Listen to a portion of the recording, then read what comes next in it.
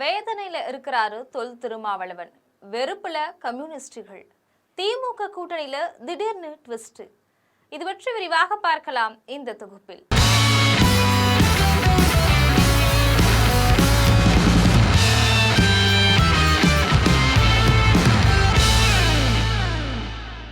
வெளியில பார்க்கிறதுக்கு அமைதியா இருக்கிற மாதிரி இருந்தாலும் திமுக கூட்டணியில அடிதடி நடக்காத குறைதான் அப்படின்னு சொல்றாங்க அரசியல் பார்வையாளர்கள். காங்கிரஸ் கட்சிக்கு 28 தொகுதிகள், தேமுதிகவுக்கு மாநிலங்களவை எம்பி பதவின்னு ஒதுக்கப்பட்டுட்டு பல ஆண்டுகளாக கூட்டணியில இருக்கக்கூடிய மதிமுக, கம்யூனிஸ்டுகள், விடுதலை சிறுத்தைகள் கட்சிக்கு தொகுதி பங்கிட்ட குறைக்க திமுக திட்டமிட்டு இருக்கிறதா சொல்லப்படுது. ஏற்கனவே கம்யூனிஸ்ட் கட்சிகள் பொது வெளியில போர்க்குரலை எழுப்பி இருக்கக்கூடிய நிலையில விடுதலை சிறுத்தைகள் கட்சியும் விரைவில் பஞ்சாயத்தை தொடங்கலாம் அப்படின்னு சொல்றாங்க.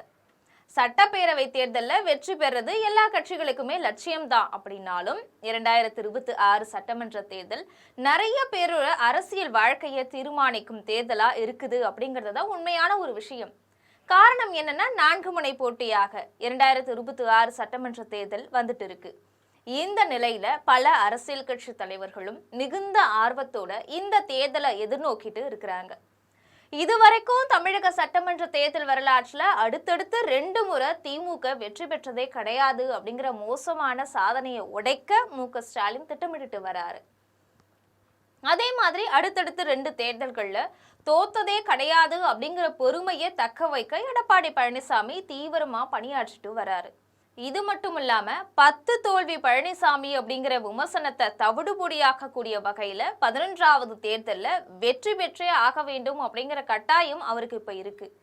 தமிழகத்துல தாமரை மலரவே மலராது அப்படின்னு திமுக உள்ளிட்ட கட்சிகள் எல்லாருமே பேசி வரக்கூடிய நிலையில கடந்த தேர்தல்ல 4 எம்எல்ஏக்களை பெற்ற பாஜக இந்த முறை ஆட்சி அதிகாரத்திலேயாவது பங்கு பெற்றிடணும் அப்படின்னு முயற்சி பண்ணிட்டு வருது.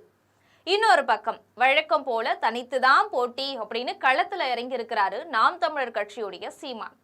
மிகப்பெரிய ரசிகர் பட்டாளத்தோட களத்துல இறங்கி இருக்கக்கூடிய விஜய் இந்த தேர்தல்ல வெற்றி பெற்றே ஆக வேண்டும் அப்படிங்கிற முனைப்போட இருக்கிறாரு.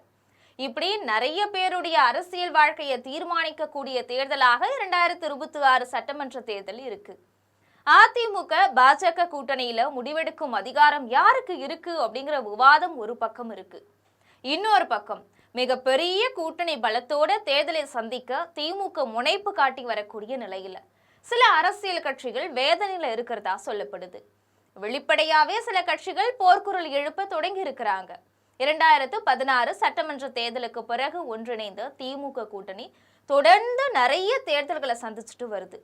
காங்கிரஸ், விடுதலை சிறுத்தைகள், மறுமலர்ச்சி திராவிட முன்னேற்ற கழகம், இந்திய கம்யூனிஸ்ட், மார்க்சிஸ்ட் கம்யூனிஸ்ட் அப்படின்னு பழைய கட்சிகளோட தேமுதிக, மக்கள் நீதி மையம், தனியரசு, தமிமுன் அன்சாரி, கருணாஸ் உள்ளிட்ட பல புது வரவுகளும் வந்திருக்கு.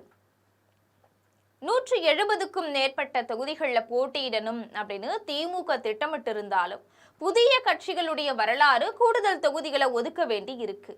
இதனால ஏற்கனவே கூட்டணியில் இருக்கக்கூடிய கட்சிகளுக்கான தொகுதி பங்கீட்டை குறைக்கிறது மட்டும் இல்லாம திமுக சின்னத்துல கூட்டணி கட்சிகளை போட்டியிட வைக்க திமுக முனைப்பு காட்டிட்டு வருது.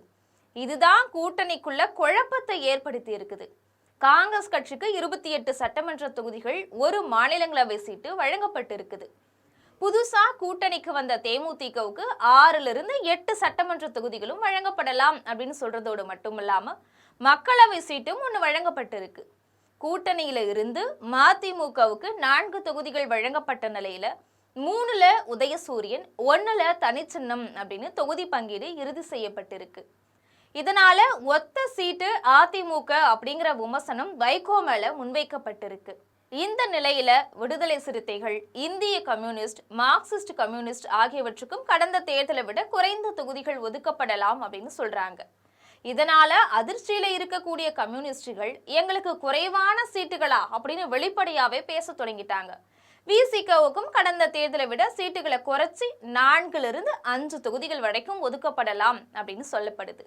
இதனால திருமாவளவனும் அதிருப்தியில தான் இருக்கிறாரு.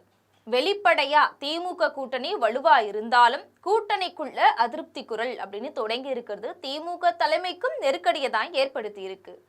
இது போன்ற அரசியல் செய்திகளை தெரிந்து கொள்ள ஜெம் தொலைக்காட்சியுடன் எப்பொழுதும் தொடர்பில் இருங்கள். நன்றி.